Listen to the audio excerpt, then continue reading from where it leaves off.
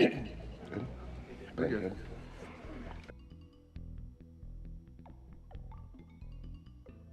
At this time, we will call this meeting to order. May I have a roll call, please? Trustee DeBoer. Here. Trustee Churchill. Trustee Pfeiffer. Here. Trustee Wallschlager. Here. Trustee Connor. Here. Trustee Hallquist. Here. President Vanderstel. Here. If you'd all rise for the Pledge of Allegiance, please remove your caps. This will be led by Trustee Wallschlager. I pledge allegiance to the flag of the United States of America and to the republic for which it stands, one nation, under God, indivisible, with liberty and justice for all.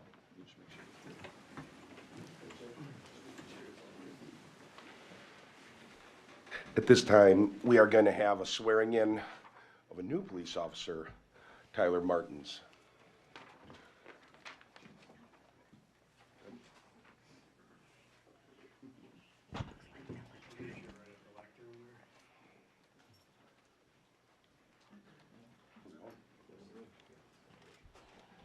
So I usually hold this all like this, that would okay with it. So, and see these braids, most of this is where I'll cut it, just let me know. Could you please raise your right hand?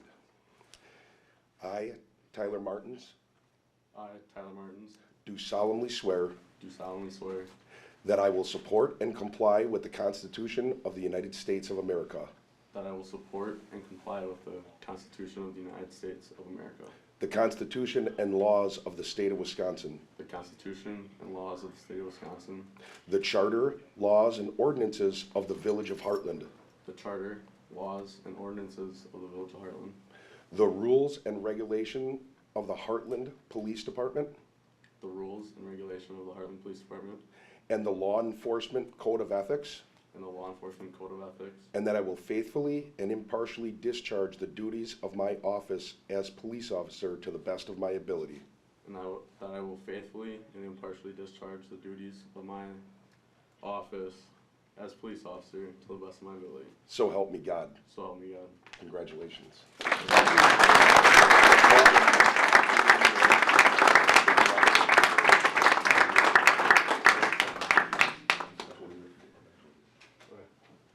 So we're going to have Tyler's mom, Julie, come up and pin his badge.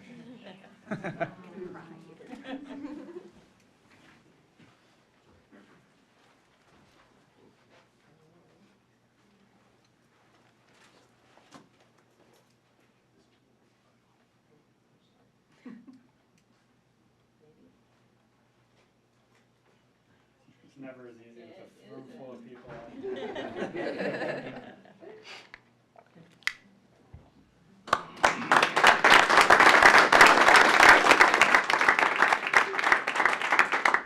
Tyler, you want to introduce any of your family, friends that are here to support you tonight? So you guys already met my mom. She came up here and pinned the badge for me. My dad's right there next to her. My sister's down there too. My girlfriend is here along with her parents. And then I have some family friends and cousins in the crowd as well. Awesome, great show of support. So we welcome Tyler to the Hartland Police Department. He actually was an intern for us earlier this year. And then we put him through the Recruit Academy at Washington County Technical College. So he actually started that back in August and just completed that last week. So now today was his first day actually here at the police department.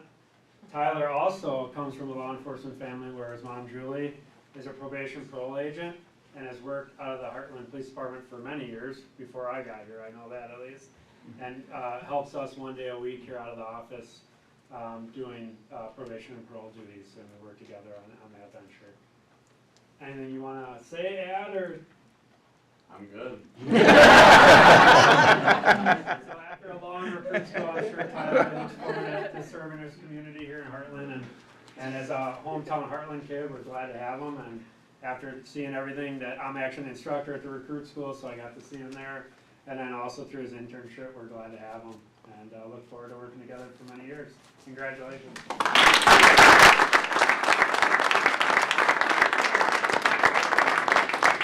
Welcome.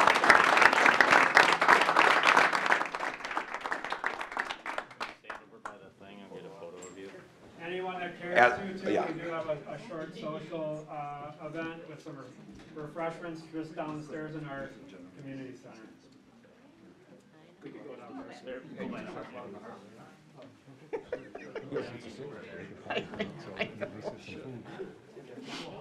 Yeah, we shouldn't take my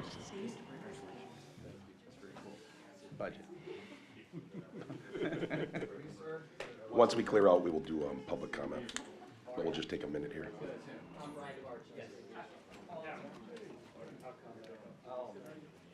Bring cake. Sarah can handle it. She got Going on with this thing.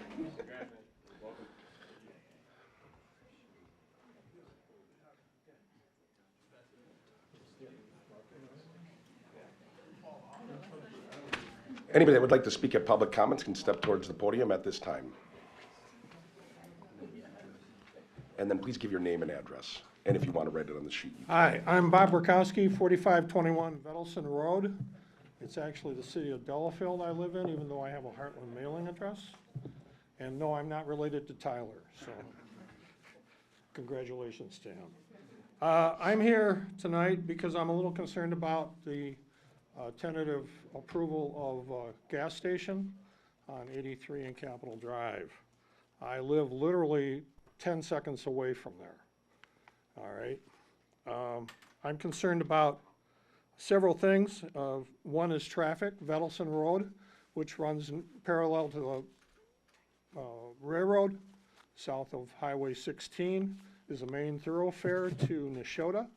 And there's 2 schools on that road. And the speed limit is 25, but I dare you to come out any day and try and foul somebody at less than 45 to 55. It's a speed zone. I play Frogger going out to get my mail, and my neighbors do also. And we're all concerned about this as one. There is no lighting, there is no sidewalks also, so that adds to that. I'm sure you're aware of that. As far as the property, I'm concerned about the lighting, light pollution, et cetera. It's at the top of a hill. I don't know how that's laid out. I haven't seen any of the proposals. I'll wait till that comes out and we'll look at that later. Along with that comes noise. The other one I'm concerned about is, what is it, a 24-hour operation? All the other places around here have to be less than that. Village Square has a 10 o'clock or 11 o'clock curfew, I believe. Yeah, again, that's on the other side of the highway. My other concern is because it is a fuel station, diesel, gasoline, eventually you're going to have some sort of a catastrophic fuel spill. And all the people that live on Vettleson Road, there's like 23 properties roughly. We all have we don't have municipal water, we have private wells. There is also a municipal well at Village Square, which is across the road from me, and that's probably somewhere in the range of 1,200 feet from the highway. I don't know what the jurisdictions are or what the state requires for a fuel station versus municipal well, aquifers, et cetera. I worry about, pollution in the ground and having all our wells trashed. The other one is, as I understand, at one point, I don't know how far it went, but there was an agreement between Hartland and Delafield on the master plan way back 20-some years ago, saying that there would be no commercial development along Highway 83 from Highway 16 to approximately Gulf Road, I-94. And everything was squashed at that point. This is something new that's now come up, and this is exactly right on Highway 83. I don't know if you guys have talked about that. It seems to be that people don't know this because they don't remember, because it happened a long time ago and administrations change quite a bit. So I'd suggest that you talk to the master plan, or check with the master plan with the city of Delafield. And there was an agreement between Hartland and Delafield on this. So that's all I got to say. Good luck. Thank you. Thank you.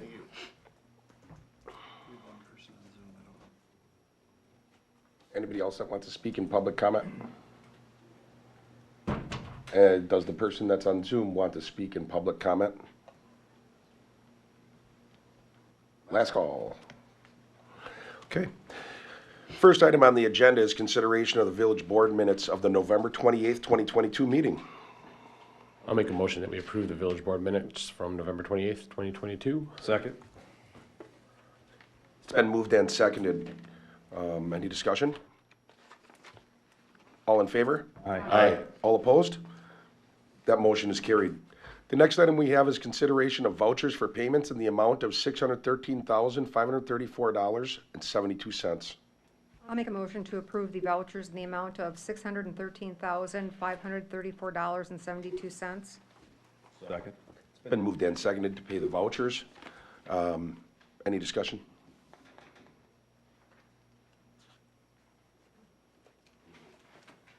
All in favor? Aye. All opposed? That motion is carried.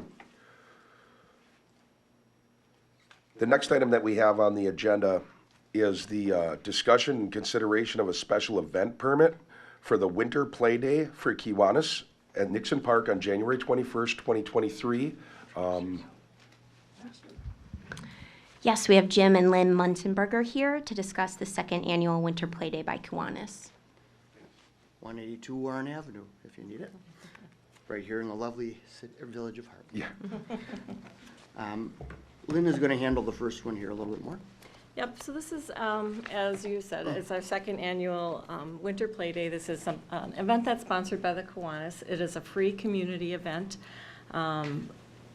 It's really just a series of games in the park just to bring the families out to to Nixon Park as a winter activity. So we are seeking permission to use the park for this. We'd also like to use the outside electrical in the warming hut area and potentially electric from the canteen in the Fine Arts Center. We're also requesting that the park rental fee be waived. Since we are not making any money on this event, it's just a free event for the community as kind of a give back from the Kiwanis. If you have any questions for us?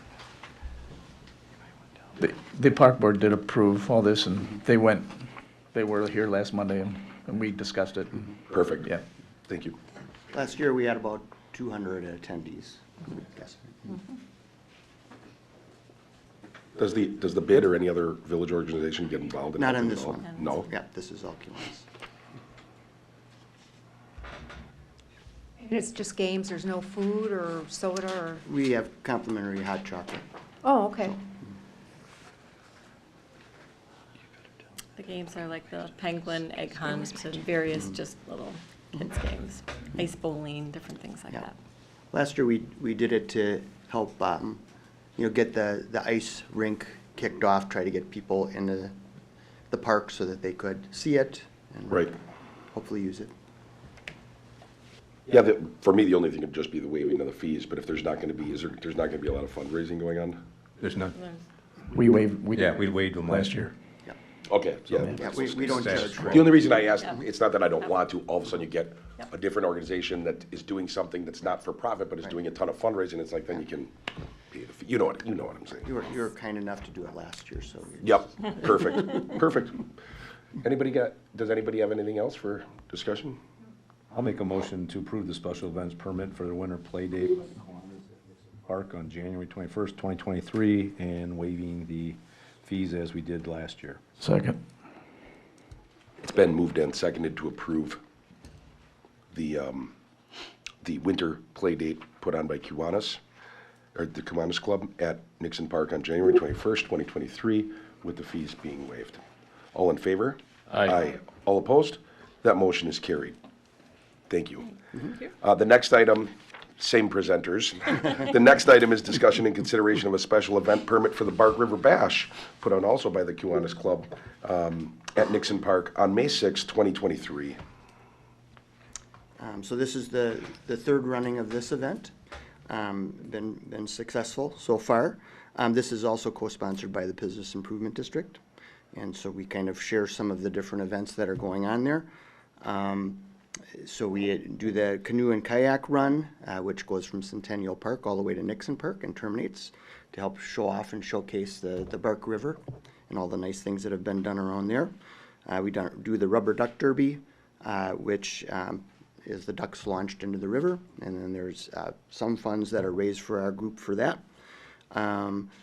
We do some secondary raffles as well, some other games. The big thing is that the bid does do the vendor booths, similar to some of the other things that go on in the park, and that has been, you know, very successful. Last year was a little bit of a rain out, so there wasn't quite as many that showed up. And then that we had the last 2 years that Pat Enter had, you know, done his regular beer garden thing, you know, on that particular date. I imagine that would need to be, you know, cleared for, you know, any special things with you guys there. And then we do have a band in the band shell as well. The, is it gonna be the same type of vendors as you did in years past? Correct. Where the different We always businesses offer come forward? that the businesses in town or in the bid can Great. be vendors, as well as, you know, outside crafters and, Okay. and things. This item was also brought forward at the park board and was discussed, and, yeah. It's also in combination with the bid. You know, the bid has that one sidewalk with all the vendors on each side of the sidewalk. Yeah. Yeah. And in this case, the bid is co-sponsored with them, so I don't Yes. consider as much of a fees being waived as the village is Right. helping put on its Right. own event along with Kiwanis. Right. I know last year there were a couple people that wanted to be, you know, present food, you know, as a vendor, and I think those were all worked through staff, you know, as Sure. getting those individual permits and such. We're not involved with that. Yeah, yep. Does anybody have any questions for them?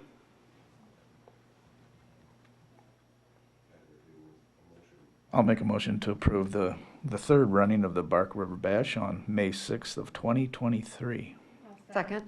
Oh, and waive the fees. I'm sorry. Oh, I'll second that. It's been moved and seconded, to approve the Bark River Bash. It is stated as to waive the fees. I saw it more as like, it's just like we don't charge Right. ourselves for closing the street when we have the parade because the village is involved. But either way, for $0, Bark River Bash is on again for the village of Hartland. Thank you to Kiwanis. All in favor? Aye. All opposed? That motion is carried. I'd like to thank you guys for coming early and not at the last minute, too. That's really nice. You guys always come really early. Thank you. That's because you put us on the agenda first. At this time, we have the update on the Thursday night concert series donation. Yeah, we have secured a sponsor for the Thursday night concert series in Nixon Park. Bank 59 will be donating $8,000 towards the cost of the bands and the cost of new signage promoting the series, the band lineup, and Bank 59. So if you refer in the packet to the figures, you can see where the signage is going to go throughout Nixon Park. Figure 1 shows that it will hang. It'll feature Bank 59, the Thursday night concert series, on the tennis court. We will have the lineup on the bathroom up by the triangle bathroom. Is that what it's called? Okay. And then on the Fine Arts Center, we will have Bank 59 in the back, and then on either side of the Fine Arts Center, we will have, again, the band lineup, and then Bank 59's logo. Where the Lake Country Beer Garden gate currently is, we'll be adding on either side of that gate, again, the series lists to promote those bands, and then the Bank 59 logo. So half of these images are promoting our series in the park, along with Bank 59, who generously donated $8,000 to cover all of the costs of our series. In regard to this, will these be up all summer long? We have, we reserve the right to take them down during the hometown celebration in the event that we have a sponsor for any of the events that are taking place in the park at that time. But yes, otherwise they would be up for the length of the summer through the length of the concert series. So you're all aware, annually the concert series costs the village about $6,500. So with the paying for the banners and everything, this will essentially cover the entire summer. Yeah, I'm gonna sneeze, sorry.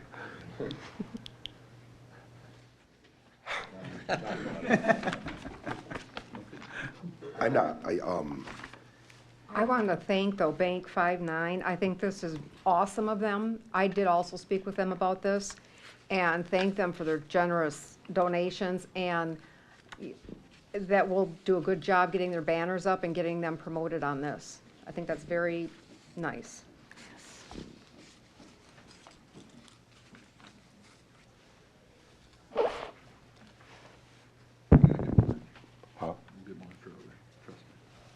all right.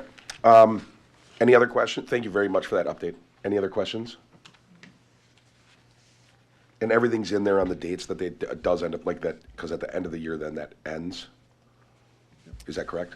Labor Day? Yes, Labor Day is when it sounds like the park will be. Okay. And they are aware, we're also looking for fireworks sponsors for Stetson and Lace, sponsors for Bella Cane, so. Yeah, so that's one of the things I wanted, and if you did see me lean over and kind of whisper, and I want to be cognizant of, because it's something that I think would be a good idea for the village to go down that road, and I'm very thankful, and they are always so giving, being 5-9 is. But in this case, it's borderline getting into naming rights, and I just want us to be cognizant of, I mean, that was one of the things that we've kind of talked about to create for more funding, and I just want us to be cognizant that when we do these things that we're, you know, I mean, the donation is outstanding, but it is also, you know, some rights to have that logo on there. I just want us to be cognizant of it, because I think there's a chance that we could, you know. We will. Yeah. All right, cool. Sarah will. Any other questions? They're not voting, just an update. Oh, never mind, that was just an update. Tell them, thank you very much.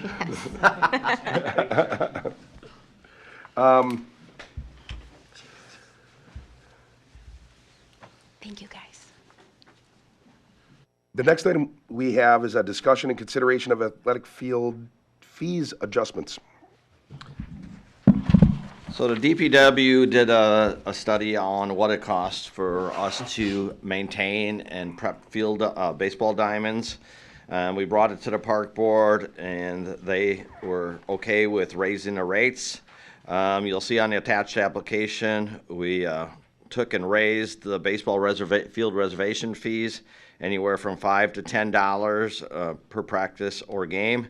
And they were also suggesting raising the preps from $5 to $20. But if you notice, the $20 is mainly for football, soccer, and lacrosse, just because it's so time consuming to paint them fields out.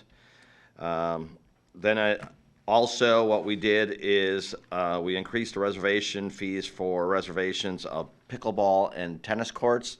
They used to be $11 for every 2 hours. We raised it to $15 for every 2 hours. So staff is recommending that we go ahead and raise these fields for reservations, preps, and tennis and pickleball reservations. So a big point to focus on, we're not in the business of making tons of profit on this, but we are trying to cover our costs.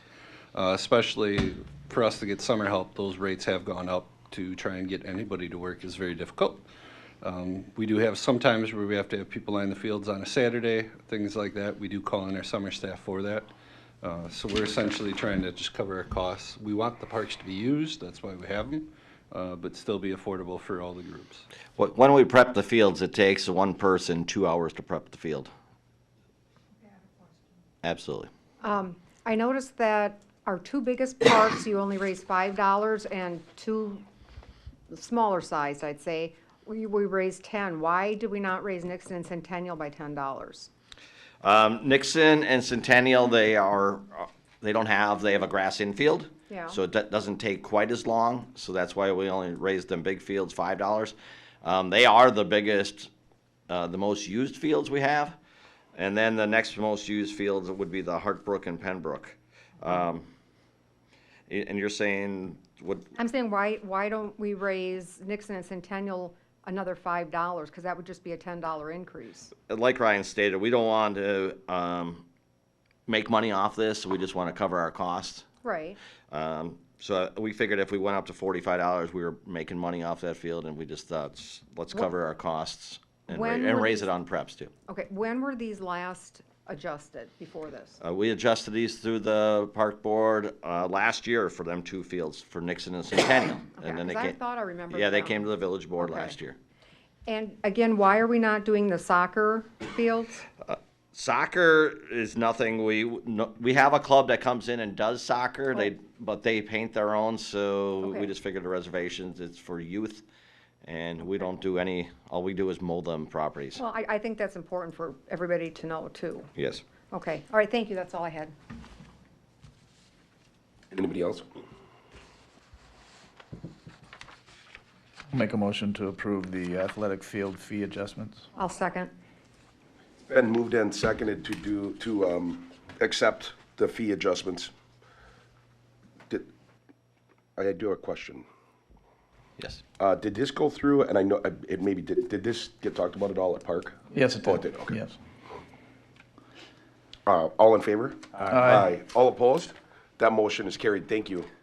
The next item that we have on our agenda is discussion of a conceptual plan for development of a convenience store located on Highway 83 and Vettleson Road. I'll throw in that's also on Capitol Drive, because that's where the entrance will actually be.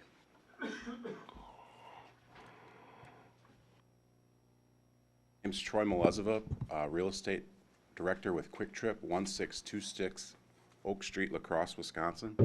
Thanks for the time this evening. Quick Trip's got a brief history of being of service in Hartland at the Stop and Go facility down just a block north of here. We purchased that in 2020, operated for about a year. As we transitioned, we thought there might be a better opportunity to be of service to the community with a traditional Quick Trip store. Since that time, we've sold that property. Hopefully it becomes something more useful in the village and part of the grander plan for downtown. With the interim time, we've gone out and purchased property from the DOT on the west side of the village, Highway 83 in Capitol and Vettleson. There's a piece of property that's been owned by the DOT and off the tax rolls for probably north of 40 years, maybe 50 years. We've purchased that property, and we think it'd be a good opportunity for us to bring a Quick Trip facility to be of service to the village. The property itself is roughly about 5 acres. Again, it's got streets on more or less all 4 sides, 83 to the west, Capitol to the north and to the east, and then Vettleson to the south. Our proposal would be to build about a 12,000 square foot convenience store and car wash facility. With that, we'd have fueling canopies for traditional gas, and also what we call a side canopy, a side diesel for trailered vehicles, trucks, bigger vehicles that don't like to necessarily mix in with the traditional gas customers on the fuel canopy. Quick Trip's obviously known for their quality products, fresh bakery, dairy, grocery items, as well as our hot food programs that people have been very well received the last 20 years. Our stores are clean, bright. Again, we'll have a landscape plan, a lighting plan, all those plans to be fleshed out in terms of details. The building itself would be a mainly brick building with a standing seam metal roof. Circulation and access to the building would have 2 entrances. You can kind of see in the concept rendering put together, an entrance would face Capitol, an entrance would face north. With that, we'd also have obviously curb and gutter, fully concrete and asphalt throughout the parking lot, stormwater facilities to handle stormwater runoff, as well as security cameras and details to manage the property and be of service and partner with our first responders and law enforcement community. With that, we'd probably have somewhere in the neighborhood of 25 to 35 employees. Our payroll is typically somewhere between $500,000 to $750,000 a year. Quick Trip as a company returns 40% of its pre-tax profits to the coworkers. So what that means is real money comes back into the hands of folks working in the store, staffing the store, and that money is spent in the communities. Our plan, timing-wise, we've got some work to do with grading. So the site kind of is a hill now. We'd get into engineering, look to bring the grades down on the site so that the access would be proper from Capitol Drive. So it'll probably sit a little bit lower than just the raw land sits today. But as we get into engineering, we'll work through some of those details. With that, our general plan would be to work on the grading this coming spring and summer, and then look to construct either starting the fall of '23 or in the spring of '24 on the actual building and be open sometime in 2024. With that, be happy to answer any questions you might have. Real quick, again, this is just a conceptual, there's no vote, it's just bringing it forward to the public. This did go a little different than others did just because of how timing came up and we canceled the meeting. So the plan commission did look at this already, even though typically the village board sends it to the plan commission did look at this already and did approve of the concept. Or it seemed favorable of it. I just wanted to share that. Okay. Because it's a little different than we typically do it. Again, this is more concept review, all the details get worked out down the line, but this is, you know, I personally think it's a great idea. I think it's good for Hartland. I think it's a great company, and, yeah. Sentiments exactly, I like it. Good picture of concepts, looks good, clean, standard. One question that I will ask, because I think that we might need to look at some ordinances, and I've actually wondered this for a while, because I know that they do this in Pewaukee as well, and I'm for it, I'm not opposed to it. Typically, at least around here, typically, a lot of different places will sell till midnight alcoholic beverages, or at least beer. Hard liquor, I think they stop at 9, but like beer and certain things, they sell till midnight. And also the 24-hour, would you be hoping to follow that same model with this? Yeah, we're happy to follow whatever the ordinances are on alcohol sales. I just wanted to ask in case those, that for the people on the board, like myself, may say, hey, it's time for us to go and allow the same things that the other people in the other communities are doing. That doesn't mean it would pass. I'm just saying. Sure. I just wanted to ask. For us, the 24 hours, we are 24 hours in a fair amount of our locations, a predominant majority of them. Typically, what we'd like to do is have it approved for 24 hours and see if the business is there to operate. Sure. Fully staffed overnight. Delafield, Pewaukee, we do have stores in the area that are 24 hours. I think our store up technically in Lisbon is less than 24 hours, but it's a little bit different location where you're not on main highway type intersections. So, yeah. Okay. I want to add, go ahead. The original concept when Quick Trip brought it to staff is all the department heads were in favor of the 24-hour. Police and fire, DPW didn't have any concerns either. So it was brought to staff already. Good, thank you.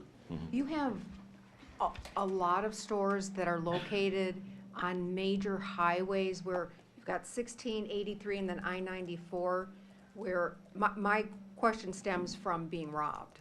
And you're so close to highways, it'd be real in and out real quick. And do you have any issues with any of that?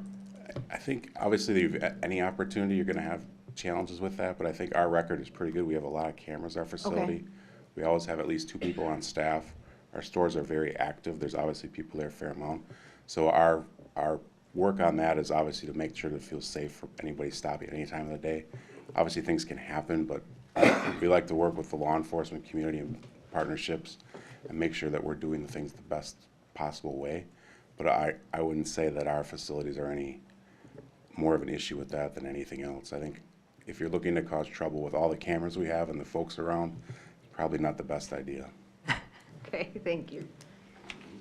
Can I ask a question via Zoom? Who is this? This is Leslie Motes. I'm on Zoom. I'm just curious, is that... I'm sorry that this is not set up for public comment. There will be a public hearing on this, but it's not the appropriate time to speak. I'm going to allow the question, but just typically we have certain times where we allow them. Go ahead with your question if the board will allow. If the board won't allow, then I'm not going to do it. I'm fine. Go ahead with your question. I'm sorry. I just was curious to see if there's any statistics on any of the other buildings for like in Delafield, what the traffic flow is, because you're putting in high traffic in a residential area where there's tons of kids around, both on Vettleson and on West Capitol Drive. And being an owner for 26 years, nobody drives, just like the first gentleman that spoke, nobody drives the speed limit. So the question is, Like, are they going to do a traffic study? correct, I guess. Sure, right now. Yeah, we're happy to do whatever's requested of us if there's something that needs to be looked at in the area. We want people to feel safe entering and exiting too. Obviously, if it's challenges with traffic, that's not good for our business either. So we want it to be convenient, safe for everybody in the area. I will tell you again that. 1 second, I gotta clear something up that I forgot to do. Did you already get it? I know it. And the name? Yes, Leslie. Okay, thanks. I just wanted to get the name and address of the person that was on the Zoom. I neglected to ask. So again, when Quick Trip came with their concept plan to staff, our engineering firm did say that they're gonna request a traffic study for that area, just because of the potential that there might be apartments. And we also have apartments coming off of Easy Street, so they're gonna request a traffic study to be done. And I would think that there would, because there's gonna possibly need changes to the road and. Correct. You know, they're just out exactly out. Correct. But anybody else with any other questions or anything? Since it already went through Plan Commission, it would be appropriate at this time that the village would take a vote on, to keep this moving forward, or to say that they would like it to end right now. I'll make a motion to approve the conceptual development of convenience store through Quick Trip located at Highway 83 and Vettleson Road. I'll second that. It's been moved and seconded to continue this moving forward. At this time, what would happen is Quick Trip would be working with staff and moving on to next steps that this appears to be, you know, now it starts going through its process. It's made it through its conceptual phase. Any discussion? All in favor? Aye. All opposed? That motion is carried. The next item thank you very much. Thank you for your time. Thank you. The next item we have is discussion and consideration of a land division for Long Meadow Development LLC to define future Highway KE alignment. I know that, am I wrong that this has been discussed once before? No, it came from the Plan Commission. Oh, that's where it was, sorry. This came from the Plan Commission, it was recommended, it's been looked at, it's been reviewed. Do you have anything? If we have questions, we can ask them, but it's not necessary, this is, they're dedicating the well, they're dedicating certain easements, just like they promised that they would, and doing all the things we talked about, it makes it much easier for the landowners, and it kind of sets in place so everything is all set. That's what I was going to say. The whole point of this is just to delineate where the road's going to be, where a well's going to be, and help any future development of what the remaining land is, correct? That's correct. I have one thing I want to add on it. This is actually a really good thing we're doing this. I think we're going to see it coming forward. I just was on a phone call last night. It's possible there's going to be a speed limit change over there, and that this may be getting in line for its 5 or 10 year point of being done. But it sounds like there may be a speed limit change going on over there, because they're getting ready to get it going, and they realize that they need to do it, but just wanted to throw that in. Anybody have any questions or want any explanation or anything? Again, this did come from the Plan Commission. It has been looked into, reviewed. I believe this passed unanimously. So. I'll make a motion to approve the land division of Long Meadow Development to define the future Highway K alignment. Second. KE, I'm sorry. It's been moved and seconded to approve the land division for Long Meadow Development LLC to define future Highway KE alignments plus a couple other details. Any discussion? All in favor? Aye. All opposed? That motion passes. Thank you. The next item that we have is consideration of a request for a letter of credit reduction for Sandhill of Hartland LLC. Do we need that? Yeah, no, same thing. So the project's moving along. So they sent over, all the review has been done by Rupert Milky, and they are okay with the reduction of this letter of credit. They are reducing it from 582,729 down to 330.26. Is it going pretty well over there? Yes, Yeah. we have 6 of the 2 families sold, and we're working on the 4 family right now. It's going well. That's great. Really well. Fantastic. We just need more contractors. If you know of any.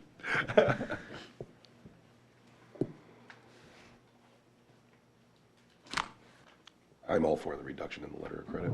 This has gone through staff. They've looked at it. I'll make a motion for the letter of credit reduction for Sandhill of Hartland LLC. I'll second. It's been moved and seconded to approve this reduction in the letter of credit to the item, the amount listed on the letter from Rupert Milkie. All in favor, it's been moved and seconded. All in favor? Aye. Aye. All opposed? That motion is carried. Thank you. Thank you very much. Oh, yep. Trustee Pfeiffer is on the way out. The next item that we have on the agenda is discussion of a conceptual plan for a development of a multi-use building at 221 Cottonwood Avenue. Oh, thank you. Oh.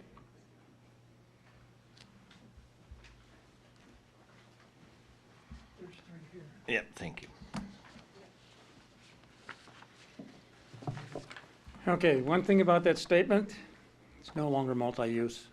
It is just a single use, commercial use as just a hotel. So as you get to your new sheets, I just handed out new sheets. Page 3 has a change to the breakfast area.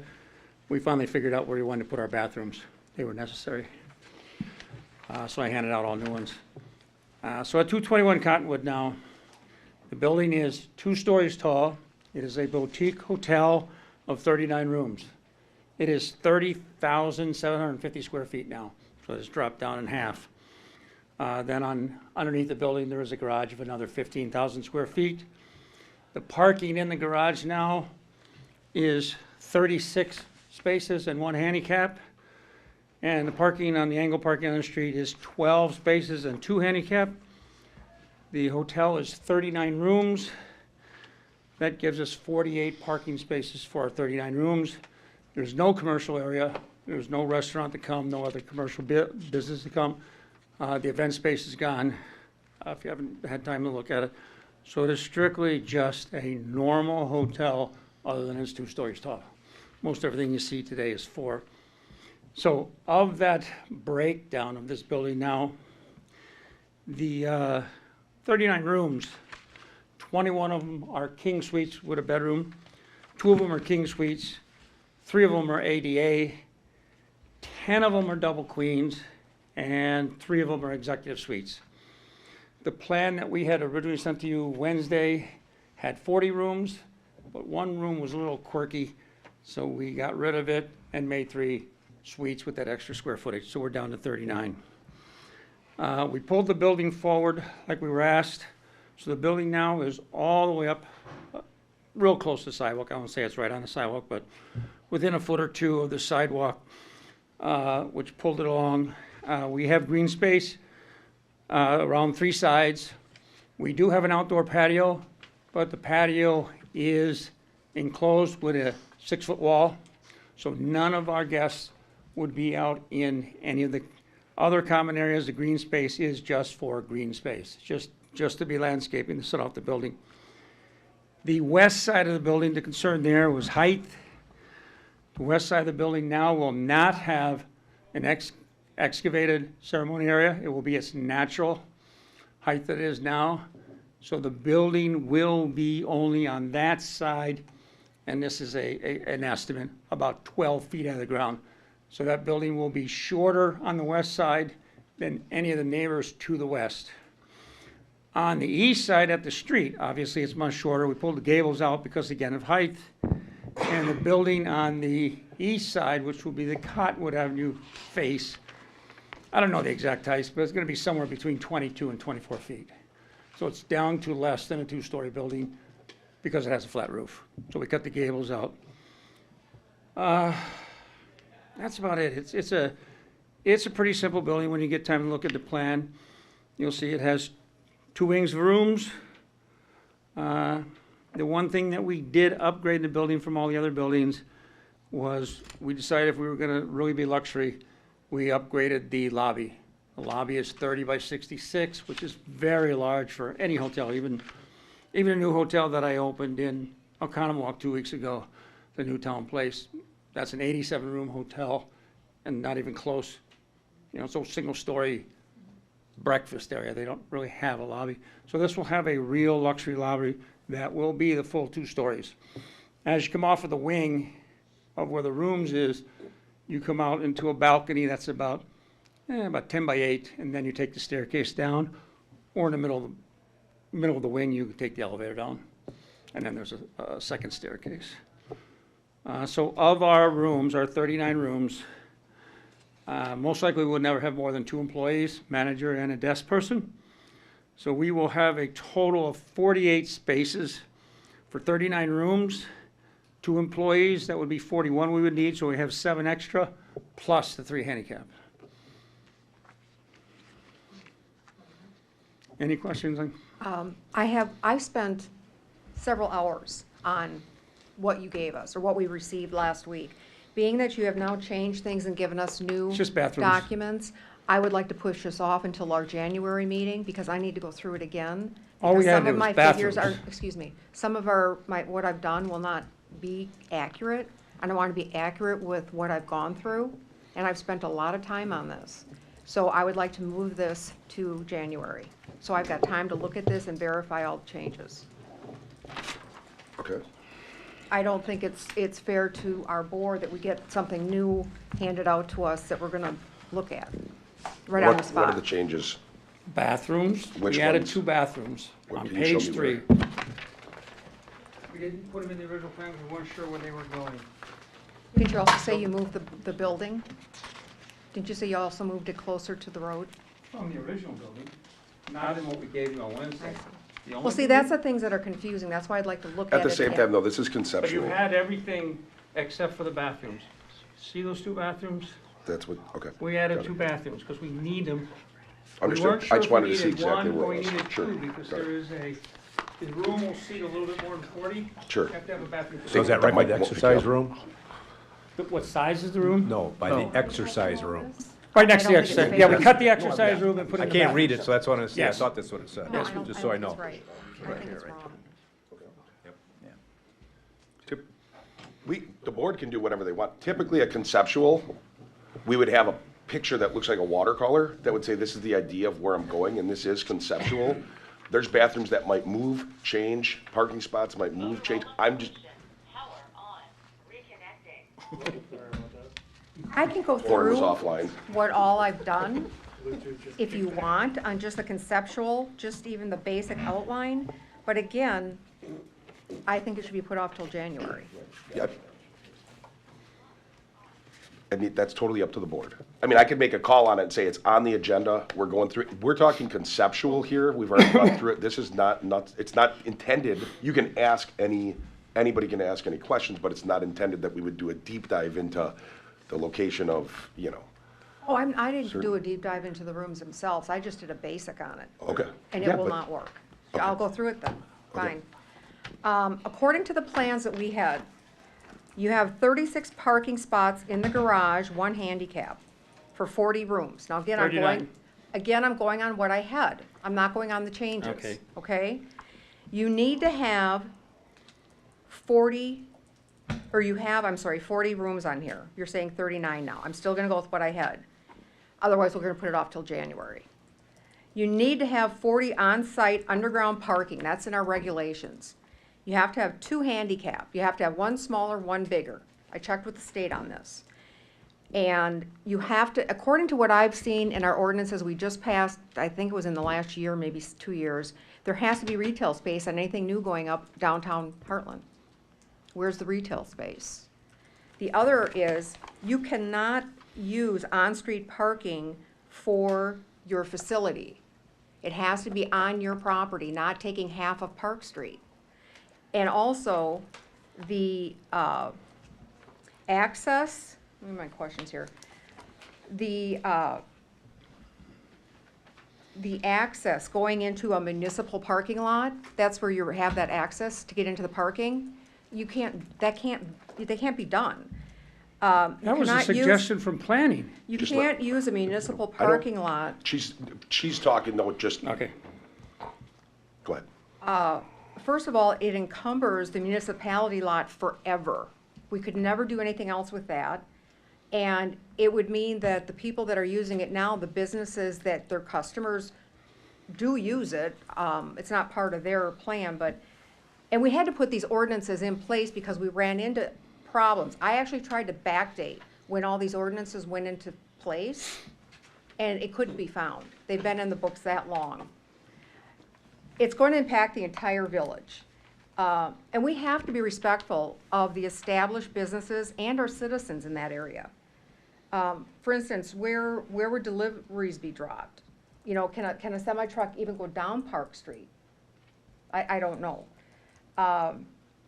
And also, on Cottonwood, next year, Cottonwood is going to be getting new curbs, gutters, street, whatever. It's in our plan next year to have that whole road fixed.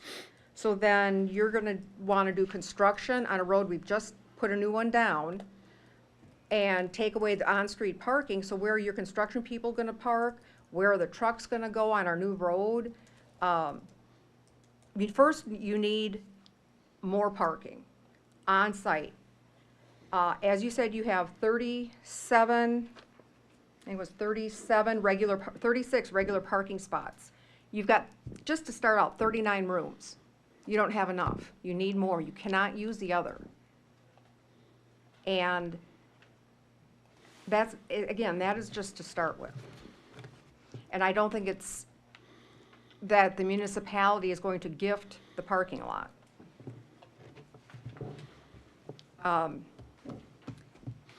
And also, where are the elevators? I didn't see the elevators, and they're probably on there, but I didn't see those.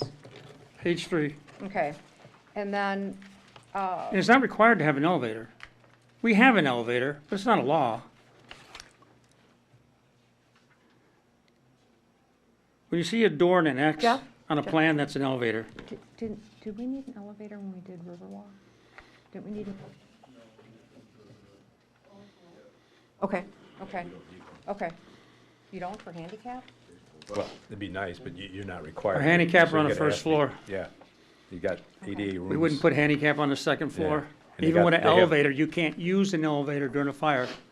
Yeah, so you have 3 ADA rooms on the first floor. Right, which is one more than normal. And I've also had a couple letters from citizens that are concerned with the lot being 107 feet wide and the structure, and again, it may have changed with what you've given us. The structure was 83 feet wide and a two-way drive access. So an access getting onto the street and also out of the parking lot. Those are all main concerns. And again, I think that this is too big of a footprint for that lot, which I've said in the past. I have to say, I think this is a great idea. It would be a great thing to have in Hartland. That lot is not right for what you're trying to do. It's not big enough. And it's gonna impact the established businesses and citizens, and I don't think in a favorable way. But there's gotta be another lot that you guys have or somewhere in Hartland that this would work on and just be fantastic. And I'm done. Anybody else with any questions? Or any comments or anything that they want to ask the presenter?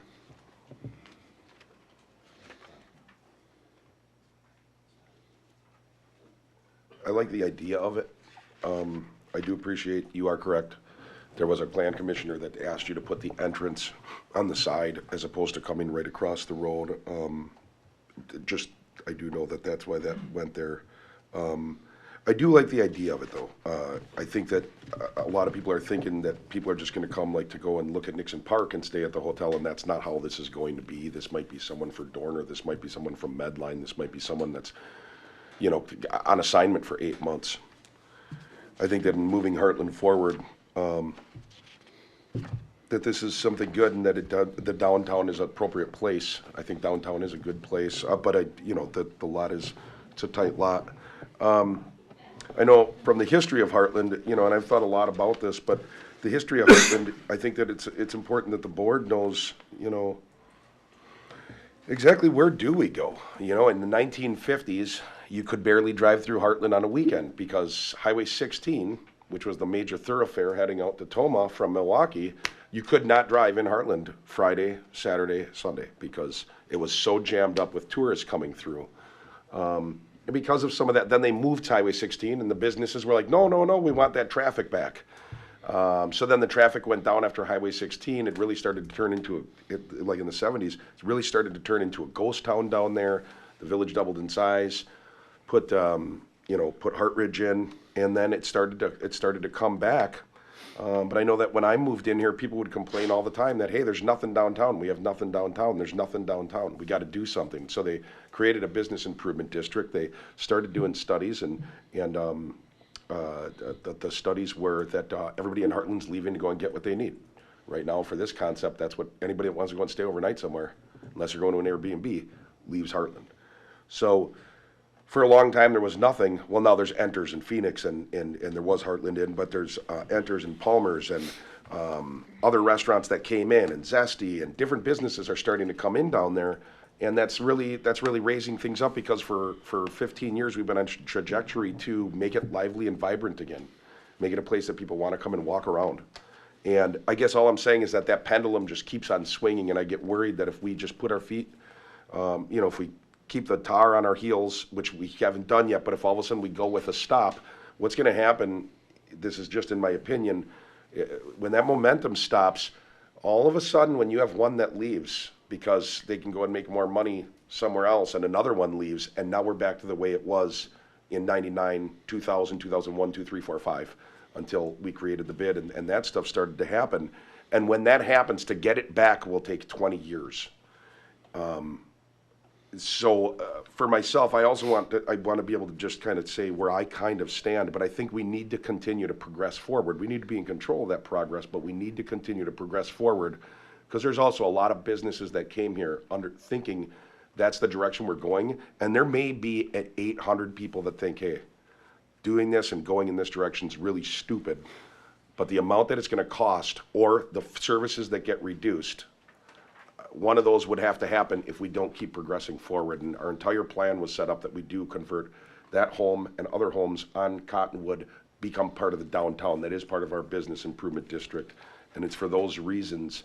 And I want to see the taxes stay where they are. This year, taxes are going to stay level again.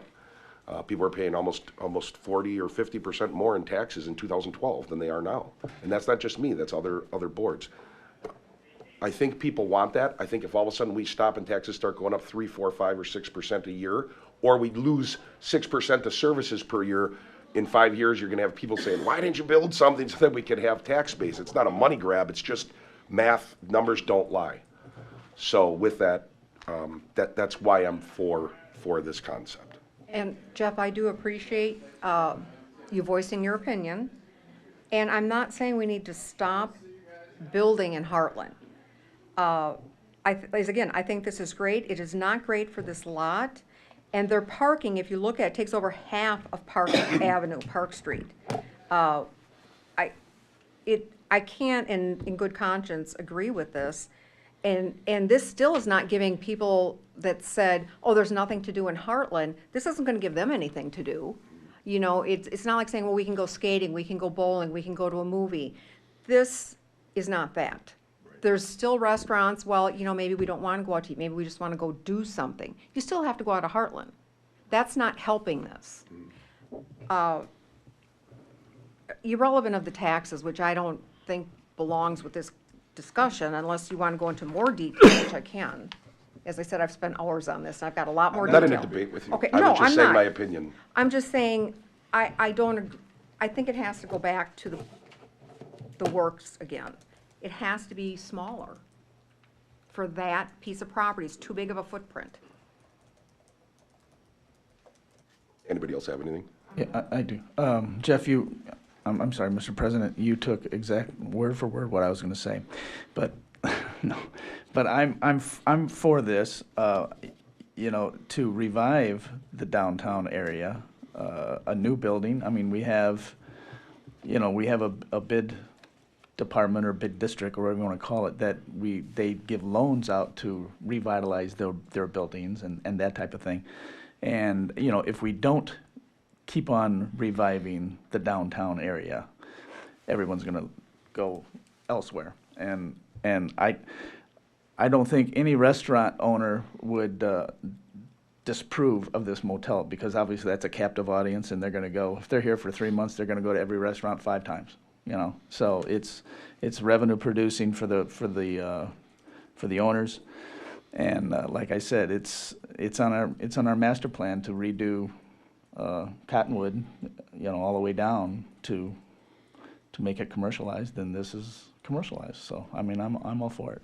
I at least want to approve, you know, go farther, and let's go farther from the concept and see what else we can get going. I have to agree. As a business owner, you can look at what comes first, the chicken or the egg. You want more businesses down here, but you have to have people down here. Once more people are down here, more businesses will come because they realize what it is. I mean, this is a nice concept here. Obviously, we can still work out some details if there are things, but the conceptual thing of revitalizing is absolutely right. As you said before I was here, and that's news to me, how busy Hartland was, but you know, on a Sunday, I'm back in my pharmacy helping people, making deliveries, and it's a ghost town down there. I mean, there's nothing down Capitol on a Sunday. So we need businesses, but it starts with whether it's condos, apartment buildings, you know, hotels, kind of, like I said, we do have a big industrial area, and you're right, there's business people. In my previous job, I traveled a lot, and you need a hotel, and it wasn't fun traveling far from where you're going, so if there's, you know, a nice hotel here, I definitely think, like I said, you need bodies down here first. Once you have the bodies, then that attracts businesses, and that's how revitalization works. One question I do have, and she mentioned, I don't know if that's accurate or not, about our previous ordinance, that anything that opens up moving forward from whatever time it was has to have retail in it. How big is the lobby square footage wise? I don't know what it is. It's 30 by 66, so say 1,900. Okay. Would there be any consideration of making that a little bit bigger that could put some retail in there? No. Nobody wants to. The partnership that I've had, now, do we sell stuff? Yeah, on a minute basis, we have, like our other hotels, we have what we call pantry. Right. And we sell soda, and we sell beer, and we sell wine, and we sell snacks. So we sell stuff, but hotel is a commercial retail business. I wasn't necessarily saying that. I know you're not saying that, but the other it is retailers that considered could go in there. It's not a store. It's not a store with clothes on a rack, but it is a commercial retail business. That's why we pulled everything else out of it to keep it down to one business, because we needed the space that was left over to us to take care of the one business. Now, can we take it down to 25 rooms? Sure we can, but it won't work. There's always economics of size. It will not work. You drop down to 25 rooms, you got the same labor, exactly the same labor. So you've cut out 14 rooms, you got the same labor. It just won't work. The land's too expensive. But I mean, if you had retail in there, obviously you got consistent rent coming in all the time, and you don't. It's Okay. irrelevant of the Do it two this way. layers. A 3,000 square foot space for rental will bring in $2,500 to $3,000. Okay? One room at $150 times 30 is $4,500. That's 400 square feet for 4,000 or 3,000 square feet. No, I get the math. You know, but it doesn't there- work. there Again, you gotta have the We were doing it- reservations that come in there to We were doing the guarantee it. commercial to have a restaurant. We've blown out the restaurant, the commercial, and we put in our own breakfast, like we serve in all the rest of our restaurants. We wanted to upgrade. Why did I want a restaurant? You cannot be a 4-star hotel if you don't have your own restaurant on site. We can only get what we got the max in Watershed. Yes, in Sheboygan, we have the highest rated hotel in Sheboygan. Kohler has Kohler, which is 5-star, but we can't get the 4-star. And it's important, but we can't get it. Okay. Like I said, I'm all for bringing bodies down here, temporarily, permanently. That's, like I said, that's what we need to. And you for talk about revitalization. Sunday. What's the big, I'm not gonna even answer it. You're gonna answer. What's the biggest night in hotel business? Saturday. Saturday night? And what's left over on Saturday night and Sunday morning? People who want to eat and have a nice Sunday breakfast. Right, before they head out. So your downtown will benefit from those rooms, because there are people who do not want to eat hotel food. No, I agree. I won't eat it, but that's what hotels serve. Right.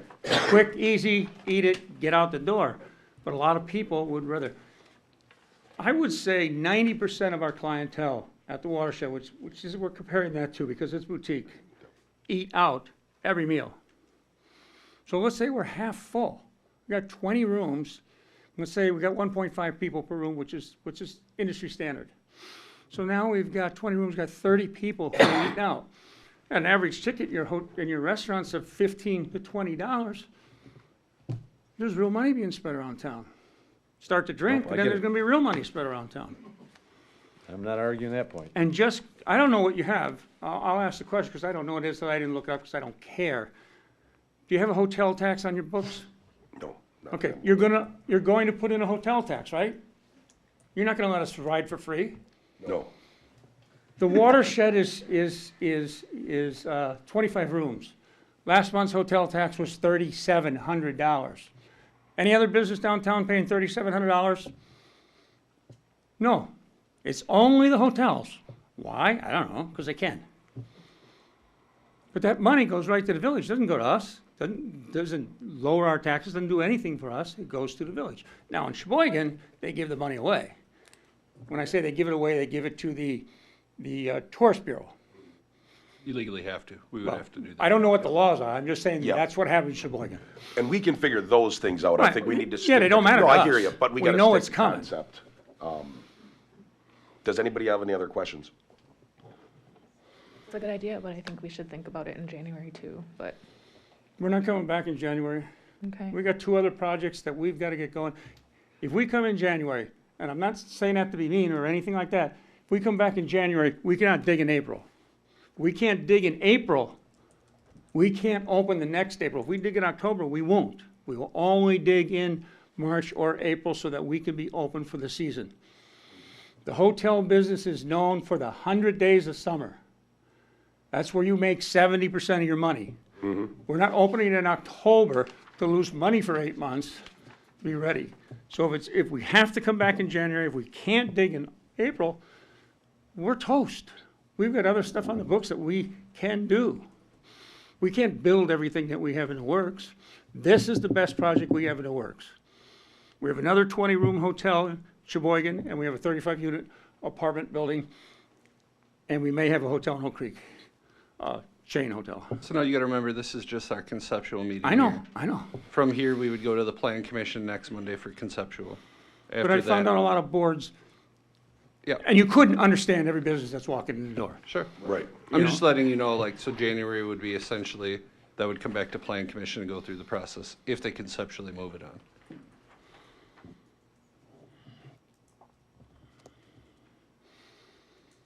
Take. Yeah, someone said I'll it. make a motion to approve the conceptual plan for development of multi-use building at 221 Cottonwood Avenue.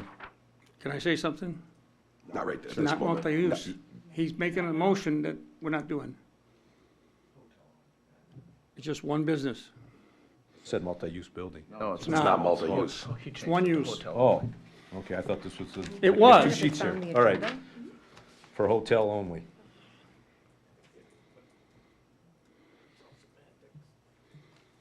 I'll second that. It's been moved and seconded to send this to the plan commission. Obviously, this is not set up as a,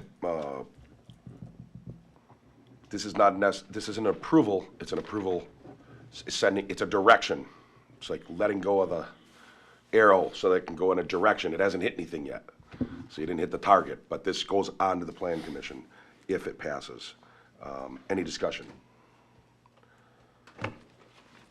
So again, it's been moved and seconded just that this would go forward to the plan commission. All in favor? Aye. All opposed? Nay. That motion is carried. Thank you. Thank you. So it'll be on Monday's plan commission. Anybody that does want to Next come to Monday. that? Next Monday, yep. Got it, thank you. The next thing that we have on the agenda is consideration of first reading for an ordinance 12/12/2022-1, an ordinance amending 22-168 through 22-173 of the Village of Hartland Code of Ordinances regulating mobile food vendors. So I figured this would happen. We passed an ordinance and then we later passed fees that didn't match the ordinance. So all we're trying to do is just get everything aligned. We're not going to do an investigation by the police for these food trucks. We don't do it for any other business in the village that does operate. They will be Obviously, they'll have to get permits to come to us, whether the restaurant does it. You guys saw the updates, and we have to go through 3 readings just to make our ordinance match what we wanted to do for permits, so. Chief, did you guys set a fine? We didn't. Or did you have a recommendation of a fine? I looked under the section of the ordinance that we had, that falls under, and what those fines were, and I believe they ranged from 160 to 320 or 280 or something like that. So Okay. I did pass the information on to the village manager for. So we do have it in place that Yep. if someone were to call me like, hey, they don't have a permit, and then your department was called, you'd be like, okay, this is what you're getting. And those other ordinances are similar, not obviously food truck, but like Sure. similar in nature. So I Okay. think those fine amounts would make sense. Okay. Would the fines that we have in place be sufficient, or do we need to bring something forward for that? Do you need something specifically called out in the ordinance for food trucks? We would need something under that fine section. Okay. But not in this ordinance. This ordinance refers it to the schedule, and then in that schedule, under that section, it would say the deposit amount and then the ultimate final fine amount. You guys will take care of that. Yep. Anybody got anything that they want to throw in on the consideration or the reading? All right, and we're going to move past that reading. We have discussion and consideration of bid marketing study fund request. I'll give a little background while they're walking up here. So the bid has been looking at doing a marketing study for, it won't just be the downtown, it'll be the entire village. They have secured somebody that they are going to do this request through, and we kind of came up with, this will impact and help the whole community. So one of the ideas or options was, normally the village allocates $20,000 for facade improvement grant money to the bid. To date, I believe we have less than $1,000, and we're almost at the end of December. So one of the options was to use some of that for this, but I'll let you guys go. Thank you very much. We are very excited about this. The commercial market analysis has not been done for about 13 years. So what this is going to give us an opportunity to do is do some analysis of who's coming, what they're doing, and what they're spending. Everybody got a cell phone in front of them? Crazy. That monitors everything that you're at, where you're at, how long you're at, and then they hook up with the credit card people and they find out how much you spent. You can't do that, but if we hired this service, we'll be able to do that. So I don't know how long it's been, a year and a half, a year ago, we had a potential customer wanted to buy a building in Hartland. Mr. Bailey gave me a call. We had a conference call with that customer. The nice thing was I was in my office in front of my POS system, point of sale system. So what I did for that customer who was going to open up a retail ice cream shop, I could tell them all the information, right? Because I had it in my POS system. I knew how many customers come a week, how much they spend, all these type of things, and I shared it with them. They were blown away. I've talked to them after that. They had a problem with the building and the way it was set up and some problems with it, so we didn't land them. But we were close. But I think what this will give us is that information that will not only help the businesses coming in, but also the businesses we all have that are in the great village of Hartland to expand, move, grow, and know where these funds are coming from. So we're really excited about this. I think we can use this not only for the bid, the Business Improvement District of the downtown. The village can use it when they got people that come in or want to talk about things. We can use it throughout our constituents within the village of Hartland. We're not asking you guys for more money. We're not asking you for additional dollars. We're not reaching in your pocket at all. So keep an eye on this is all money that's all out and allocated. What we're looking for is permission to use it for this funding, which I'm telling you right now, when we went through the analysis and the presentation, it's scary because they know where you are and they know what you're doing. But now we can turn that around and put that to use for the village of Hartland.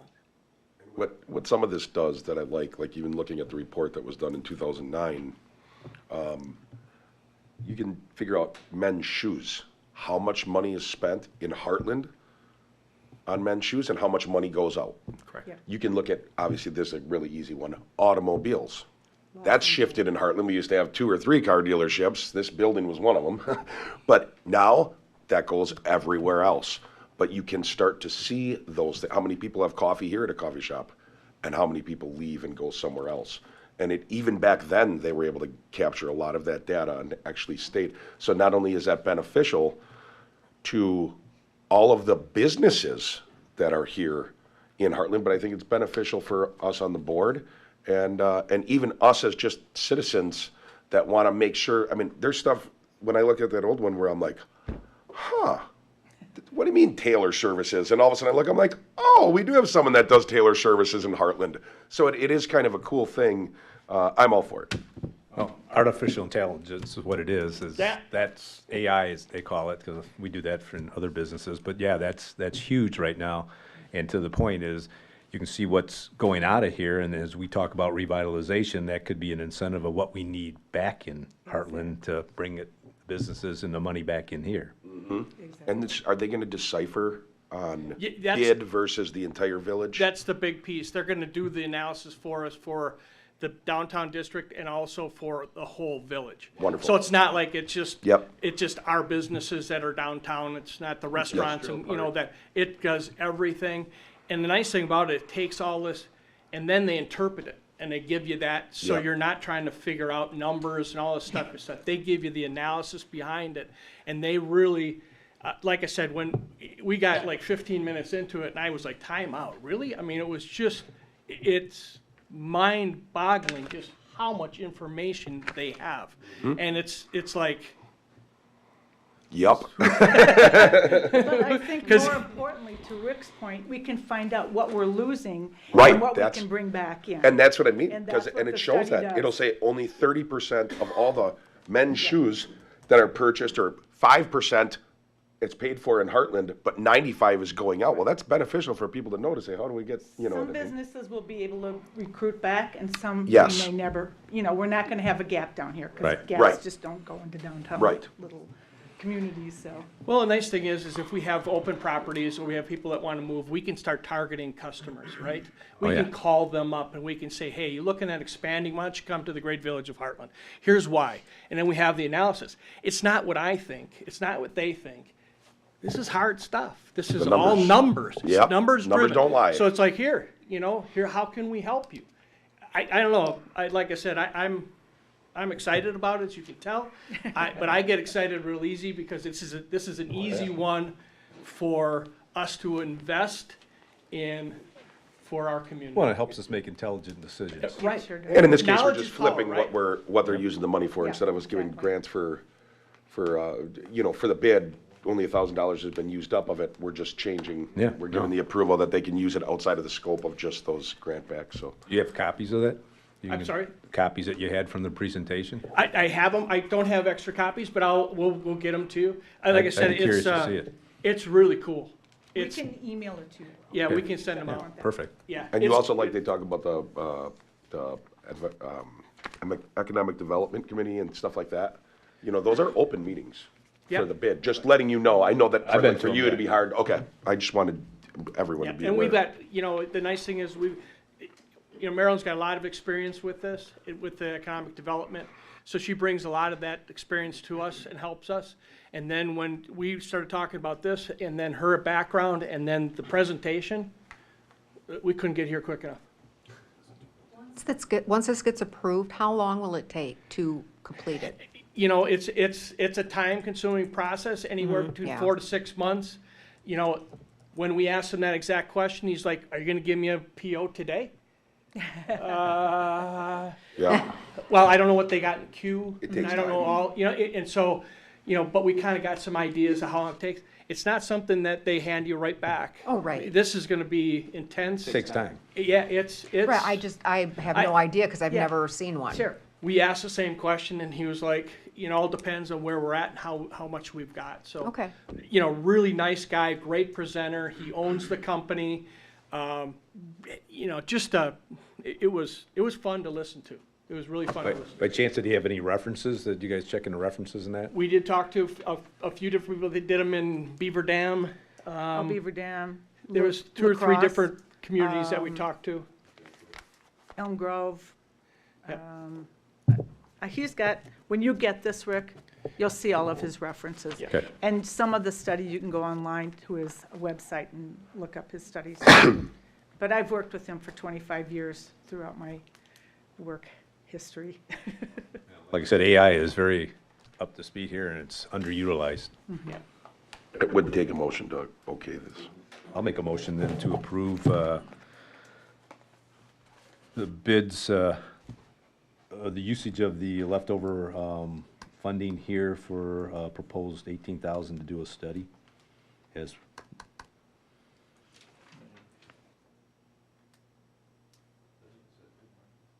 bid marketing study then, okay. I'll second. It's been moved and seconded to approve the funding request for the market analysis for Hartland and for the Hartland Business Improvement District as presented. Any discussion?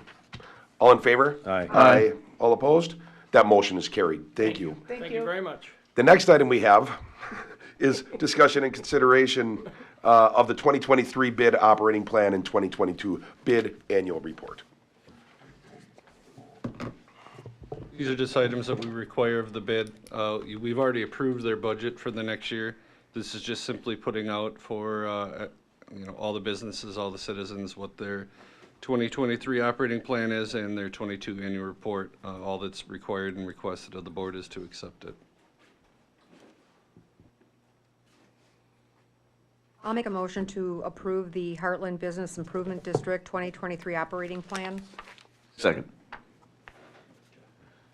It's been moved and seconded to accept the bid operating plan and bid annual budget for 23 for operating, 22 for annual report. Any discussion? All in favor? Aye. Aye. All opposed? That motion is carried. Thank you very much. Again, thanks always for your support. You guys have been great. Thank you. Thanks so a much. lot. Now we have discussion and consideration of a wood sewer project closeout.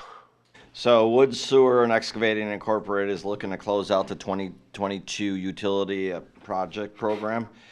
This is for miscellaneous utility work throughout the village, and this took place on the roads that prior to paving. That work is complete. Restoration is done. There's your warranty on their work. So staff is looking to close out the 2022 utility program to Woods, Sewer, and Excavating Incorporated for the sum of $8,269.80.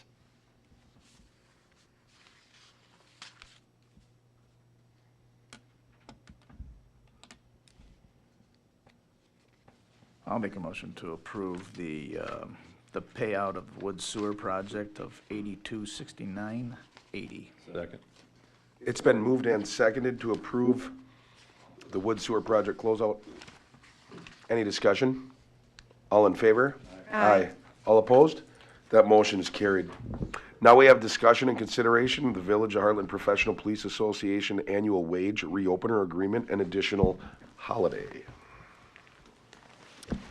So this is actually done through our labor union and then also the village manager. Basically, every year, we're in the middle of a 5-year contract, so the contract, as far as the bargaining issues, any of the management, or any other things outlined within the contract, those are set. But as you guys recall, the union does an annual wage reopener. So instead of locking in during good times or bad, for that matter, a long-term contract, what they've always done in the philosophy in the past was whatever the village of Hartland gets overall, they just wanted the same, not more, not less, just be consistent with the rest of the village employees. We've changed some things in the last couple of years with the pay-for-performance system, but as you recall in the budget meetings that we had, this was a budgeted increase of 4% for 2023. And looking at some of our neighboring municipalities, we're right in line or even maybe on the low side, because a lot of those communities don't do the annual. They lock in and then they have multi-years of 4% or in that neighborhood of multiple years of it. So this is something I think is very unique to Hartland. I think it goes a long way to show the union isn't looking to try to game the system. They just want what's fair, and they bring it back to an annual wage reopener. The only other thing was with the recent passing of the employee handbook, we changed those half-day holidays to full-day holidays, which then increased it from a total amount of 11 holidays to 12. And where the police department's a little different is we don't get those days off. Obviously, people have to work, whether it's a holiday or not. That's just basically a paid time off bank for them to use, like on a Tuesday in the middle of the week, not necessarily on the 4th of July or Christmas Eve. But that would be consistent with what is going on with the rest of our village employees. So very simple, pretty straightforward. We've always had a great relationship with our police union in years past. If we did a 0 to 3% raise, if the average raise was like a 2.28, they took 2.28. We just said this year, we had mentioned up to 4. Before they even knew that number, they had thrown that out. We felt it was more than fair. It's in the budget at a 4%, so there's nothing shocking here. And again, same with them back in the day when Act 10 went through and employees had to pay a percentage of the Wisconsin retirement. Our police stepped forward and said, we'll do it too. They did the same raises for, kind of the offsets. So with this, they're just looking to stay equal on the holidays. They're not doing anything different or crazy. Bless you. Bless you. And everyone up here is sick. This is wonderful. Have a great week. All right, I'll make a motion then to approve the Village of Hartland Professional Police Association's annual wage reopener agreement and additional holiday. As stated here specifically that the union agreed in the packet to make 2 changes, a 4% wage increase effective 1/1/2023, an increase of holidays for the union staff from 11 days to 12 days to match the village personnel. I second. It's been moved and seconded to make those changes. All in favor? Aye. Aye. All opposed? That motion is carried. Now we have discussion and consideration of amendment to the T-Mobile Cellular Tower Agreement. So most of our tower agreements last for 20 to 25 years. We have several of them kind of coming up. One of the ones that we have worked out is with T-Mobile. It is an increase from previous years. We do have another tower agreement coming forward probably in the next couple months, and then possibly a new tower, which might afford us some additional money. These are huge for us, and annually it's about $125,000 of revenue that we get for all of our tower leases combined. We don't have anything on the Bristlecone Tower yet, but we will see where we go from there. But these are just great income for the village.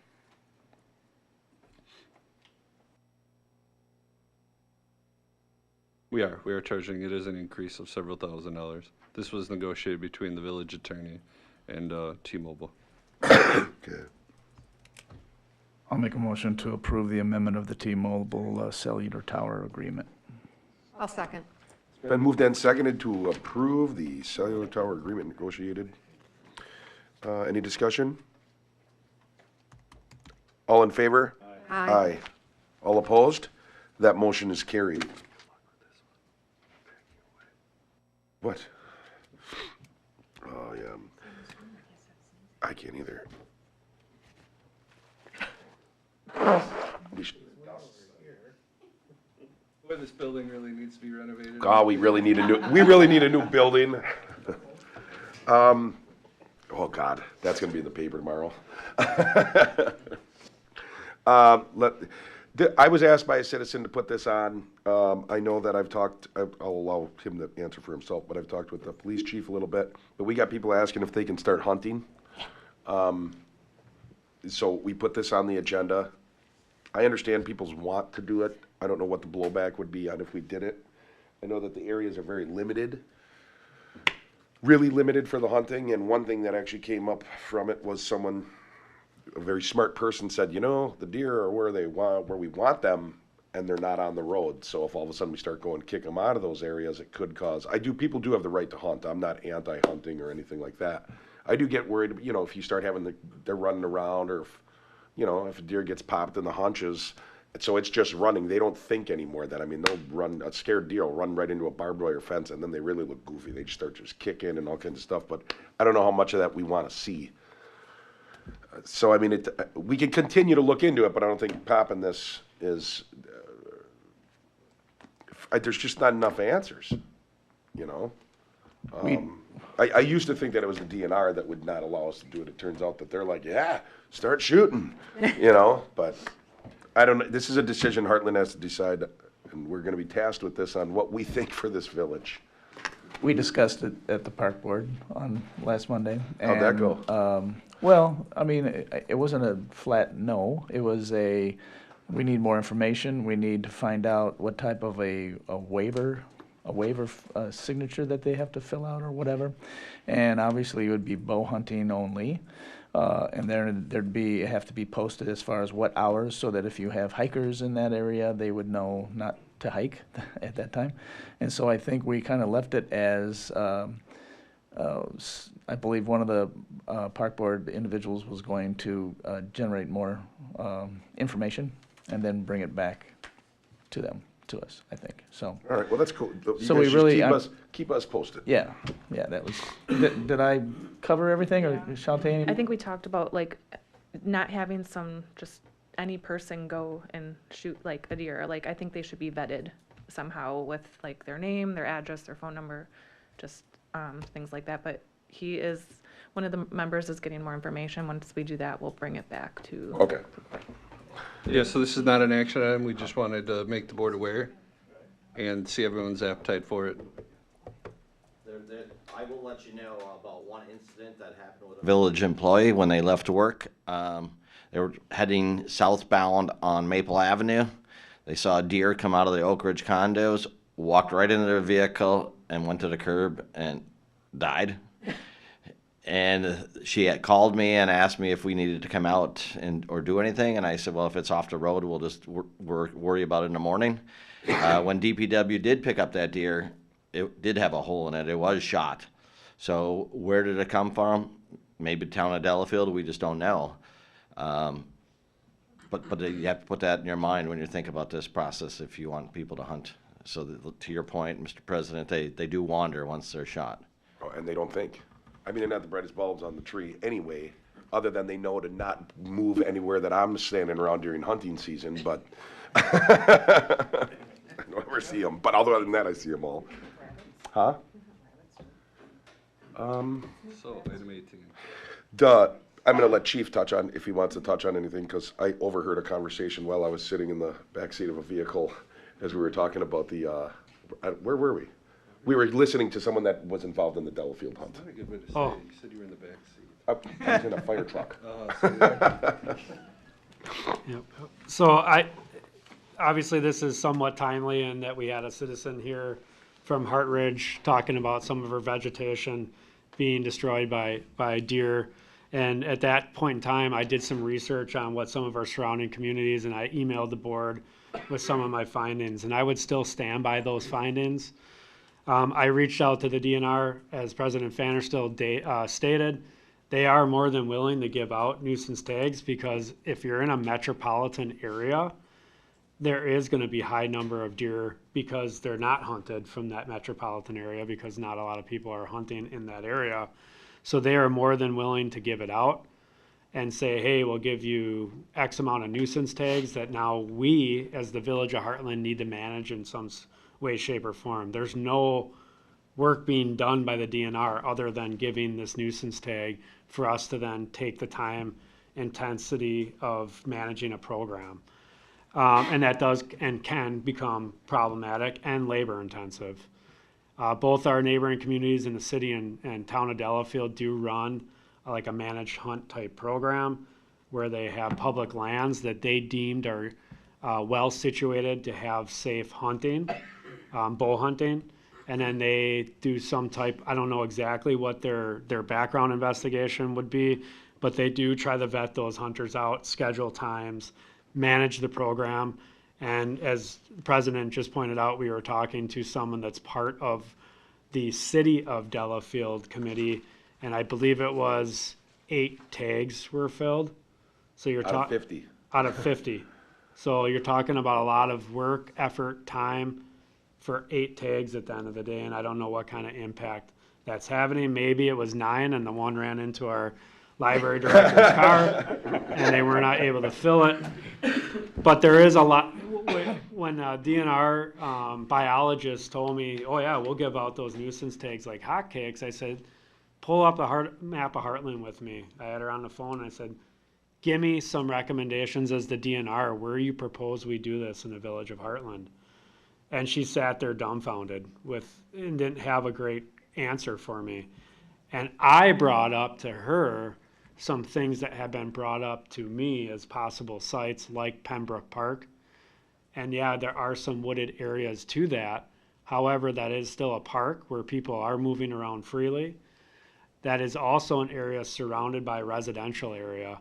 And as we already, I think, addressed in several different ways, is when you shoot a deer, they don't just fall down. You have to typically track them, find them, and then now it's on someone's private property. And of course, you can get consent to do that. And now you're field dressing on someone's private property. And it's just not, this is not up north Wisconsin. This is Hartland, Wisconsin, with a very dense population when compared to especially our townships surrounding us.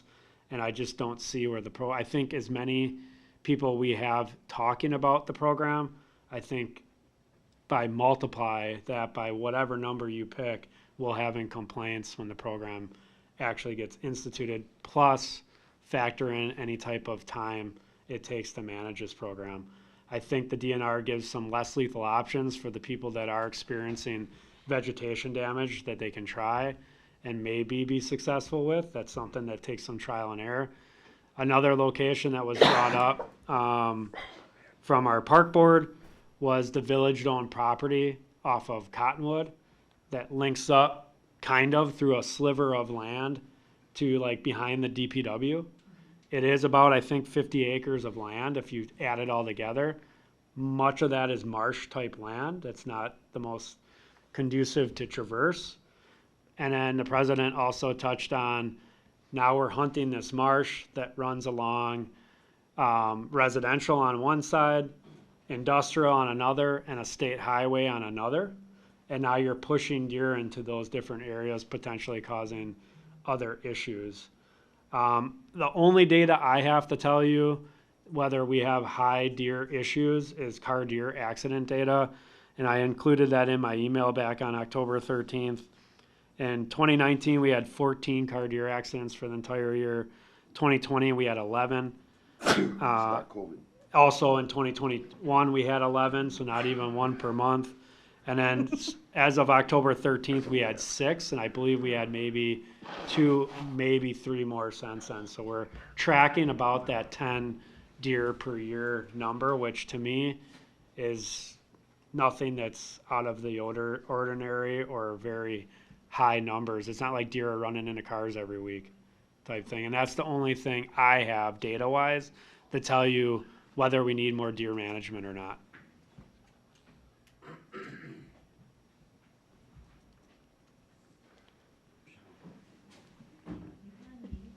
So this isn't a voting item, just wanted to have that discussion, see the One more board's. thing. Gut piles. When we shoot deer and then someone's like, hey, can I come get my deer out of your backyard? Someone's gonna get upset. I don't think people really know this. I think they think everything stays together and you just drag it, but that's not how it actually works.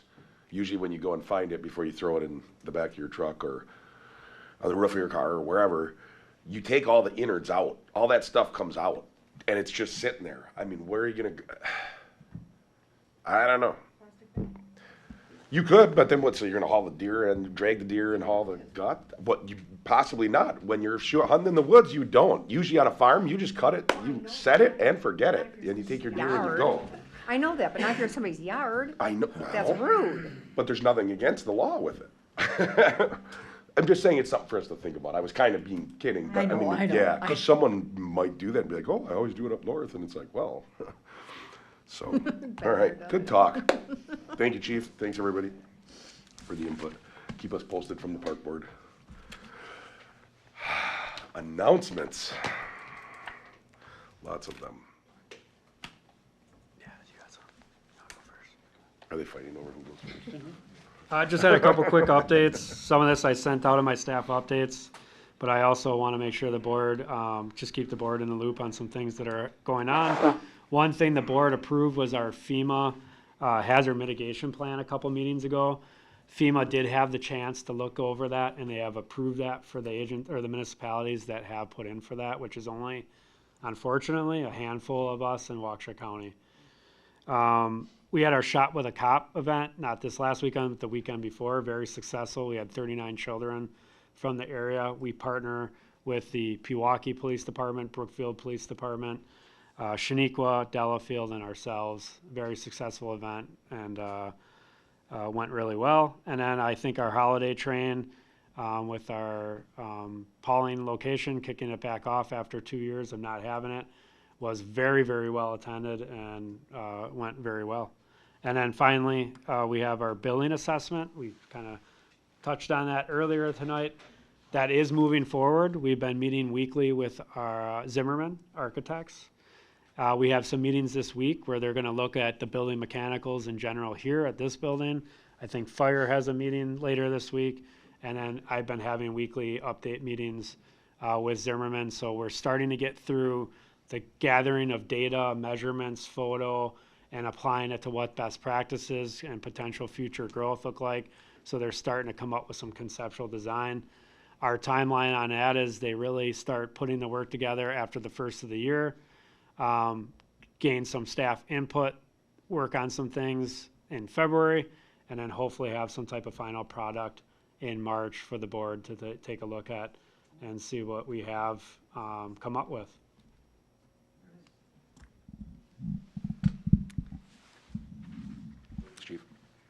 I just wanted to chat real quick about the Village Hall was a stop at the Hartland Lights on December 2nd, which was a great, well-attended event for Hartland. We were with a lobby open, and we're playing Pin the Nose on the Snowman.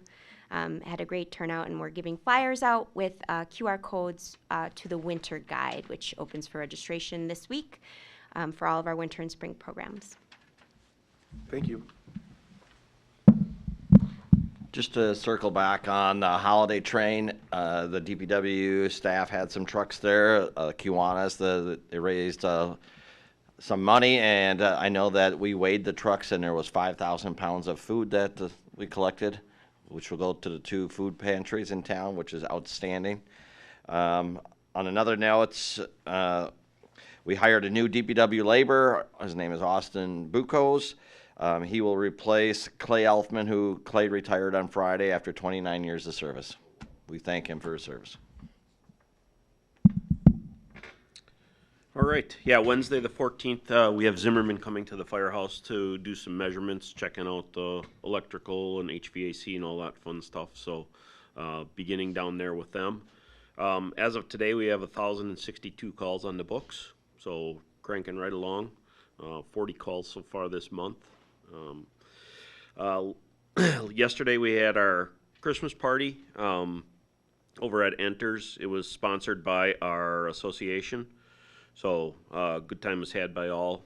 We had one guy that stood out. He had 228 calls under his belt, the most for a non-full-time employee, obviously. So, and then went down to, I think the top 10 were all in the 150 area, in the 150 range. So we gave out some gift cards and presents and did a little gags for some people that had some issues this year. So they got pieces of the ambulance that they might have hit something with. And just to keep it light, we had the one guy that hit the deer just recently out on I-94 transporting a patient to Summit, and so he got a little stuffed deer that had some of the white fuzzy stuff coming out of it. It was a good time. Everybody, good to see everybody laughing and smiling and having a great time, so that's all I have. Thanks, Chief.